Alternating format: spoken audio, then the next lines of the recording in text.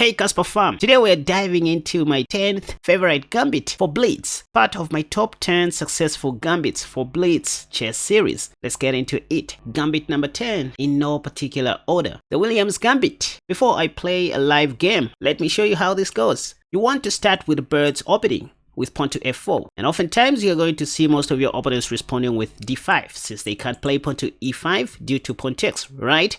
So d5 is the move that you're going to see, after which you surprise them right away with the move pawn to e4. They will take, and then you develop your light square bishop first. Out of the upcoming pawn chain, you intend to play pawn to d3. The top played move in the Lichess database or in the Masters database is knight f6. In this position, you want to go pawn to d3. And the point is, you intend to pre-move knight e2 immediately, even before black takes on d3, meaning you don't have to wait for black to make a move in this position if you are playing an online game, maybe on chess.com. So you just play knight e2 so that pawn takes meets knight e2 automatically. This will create an impression as if you are not patient. So your opponents are going to laugh at you and take that knight. Well, this is when you take on f7, kind of the Tennyson Gambit if you think about it. This is check, and note that black's king cannot escape from Sobibo. In this case, not the Sobibo, you know. If king takes, only move. Now you take that free queen. End of story. The only thing I need to mention here after knight c6, you don't need to take on c7. Why? Oftentimes your queen will be trapped. For example, if you just play this move, let's take a break right here. Where is your queen going to go to? Nowhere. It's trapped. I mean, look at this. Just like what we see in the Tennyson Gambit. I mean, it's not good to take on c7 most of the times. In this case,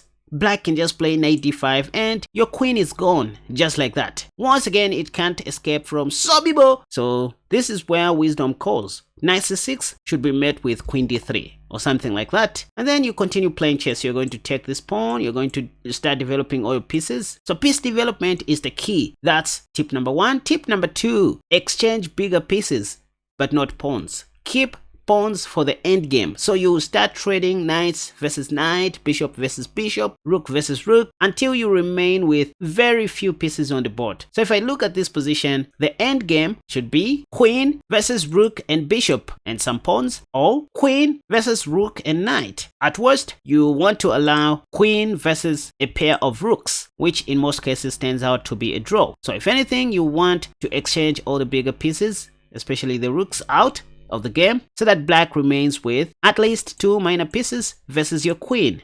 That will be an easy win. So I just wanted to alert you on that. Right, so let's put these ideas to test on the real board against real chess players. The question that begs to be answered is, will you watch up to the end? Let's see if you're going to be that person. And hey, remember to subscribe, hit the like button, and leave a comment in the comment section down below. If you can't, share this video for God's sake. So the way you support this channel is by joining one of our membership tiers on Patreon or simply buying my courses. That really helps.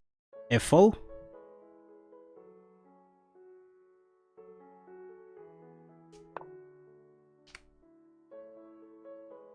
You see? So you will always see the move pawn to d5 on the first move, and this is when you want to play e4, which is the Williams Gambit. And then before playing pawn to d3, you want to develop your light square bishop first out of the pawn chain. Same stuff I was showing you in the introduction of this video. And then d3, then you pre-move knight e2 to create an impression as if you don't know what you are doing in the opening stage.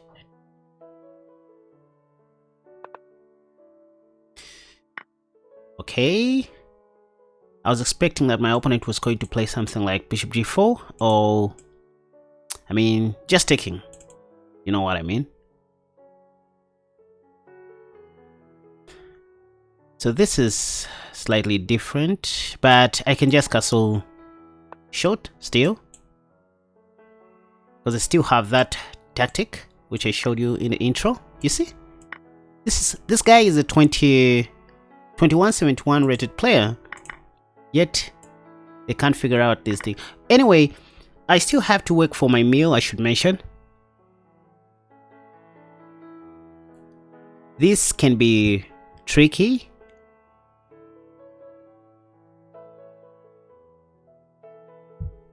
In this particular position, I guess black is doing fine due to the upper hand in material. They have I'm only remaining with 4 pieces, as you can see.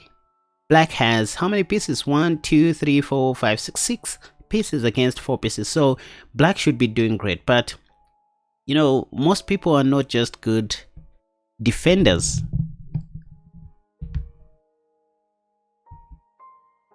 As I keep on saying. So let me start with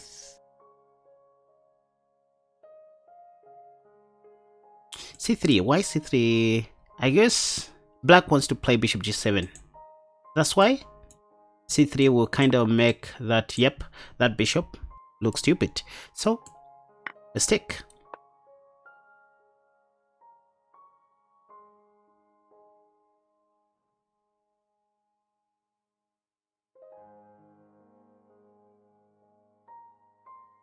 Taking the b7 pawn looks risky, to be honest. It's like helping black to activate all his pieces and the rooks. Maybe let me just give a check. Let me leave this side of the board closed.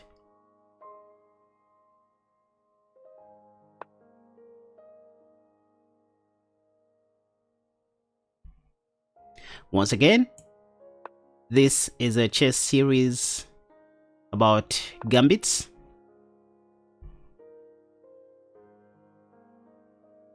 Gambits start work well in Blitz and Bullet.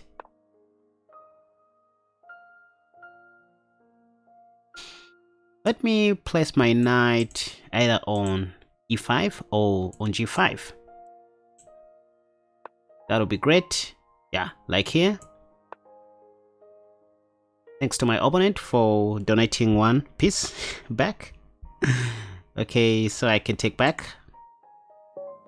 Yep. So you can see I won this game in like 17 moves. This is the Williams Gambit for you guys. Let's see what Stockfish has to say about this game, just to check if it is playable in classical chess. Let's see. Alright, here it is. I started with pawn to f4 because I was 90% sure that my opponent was going to respond with d5. I played e4, which is called the Williams Gambit, one of the gambits we are looking at in this special series. de was played. I played bishop c4. At this point, I was just doing everything that I recommended to do in the intro. You know what happens after pawn takes? We just want to remove knight e2. By that time, bishop f5 was kind of a strange move to me. The other move we see very often is bishop g4.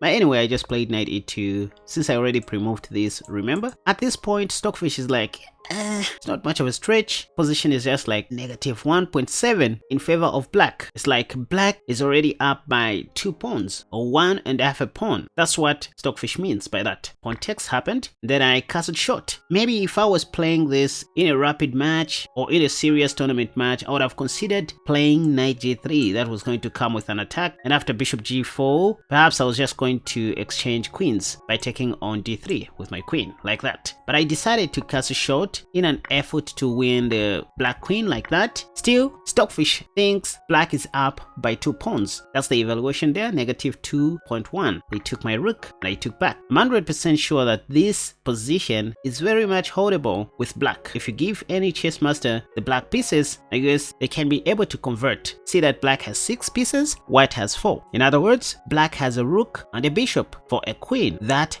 will be the end game. At worst, this should be a draw. I mean, if you're playing this in a serious classical match, this game should result into a draw or black wins. So the secret in these kinds of positions is just to be active with your pieces. Don't take anyhow. You saw how I refrained from taking the b7 pawn because I felt like I was going to help black to activate their h rook. That's why I gave a check and started developing my pieces. So quick development is the key. Pap, and then started playing slow chess. There was no need for black to play bishop d3, by the way. That was just a blunder which helped me come back into the game like that. You can see that after bishop d3, the eval bar changed. Knight e5 was a winning idea, and In this position, Stockfish says white is winning. Position is like plus 3.3 in favor of white. So that's the Williams Gambit for you guys, and let me know in the comment section which Gambit you think I should cover in my next episode on the top 10 Gambits that work successfully in Blitz and Bullet. By the way, you can check out my courses at www.KaspaChess.com or on my Patreon page. That's how you support this channel. By the way, I don't ask for donations or free money, so the way you support this channel is by joining one of our membership tiers on Patreon or simply buying my courses. That really helps.